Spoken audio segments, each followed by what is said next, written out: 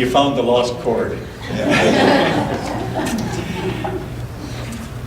Scripture reading this morning is a collection of verses taken from the book of Genesis, from chapters 28 to 33. And Bob told the kids the story, and he told you the story as well.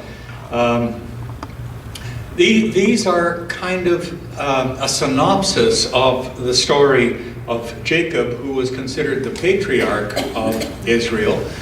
Jacob had 12 sons, and those 12 sons became the 12 tribes of Israel. This version comes from Philip Newell, a Celtic Christian guru. Why would I think that you would choose a Celtic person to tell this story? Philip Newell says that he rewrote these passages because he felt there was a need for simplicity and beauty in Bible language today. That is like 5 chapters that was just summarized a few minutes ago.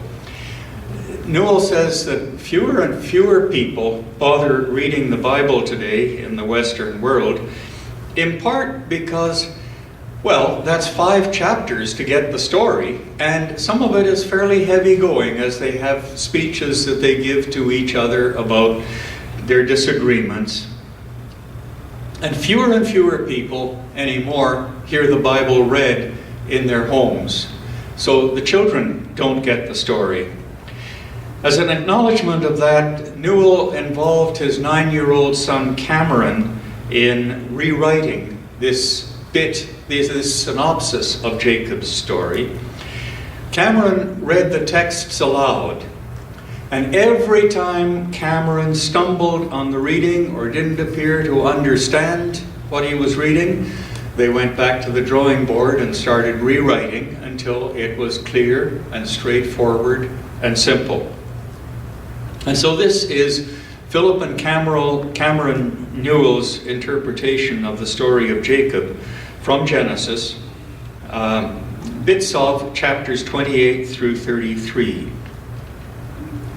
Isaac, the promised son of Abraham and Sarah, married Rebekah.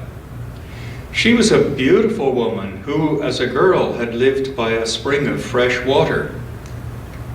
Isaac loved her, and she gave birth to twin boys, Esau and Jacob. But when they grew up, Esau began to hate Jacob. And Rebekah, afraid that she would lose both her sons if they fought, sent Jacob away to a distant land until Esau could forget his anger. As Jacob journeyed, he came one night to an open place under the stars. He lay down to sleep, and as he slept, he dreamt of a ladder. The ladder's top touched the heavens, and its base rested on the earth. And angels of God traveled up and down the ladder. And one of the angels stood beside him and said, "Know that I am with you and will keep you wherever you go. I will never leave you, and I will bring you back to this land." Then Jacob woke from his sleep and said, "God was in this place and I didn't know it. This is the gate of heaven, and I'm in the presence of God." So he called the place Bethel, which means house of God. Many years later, God did bring Jacob back. Jacob returned with his family and treasure, and with camels and cattle. But in the night, Jacob worried about meeting his brother the next day. And he wrestled with his fears and with the angel of God who was leading him.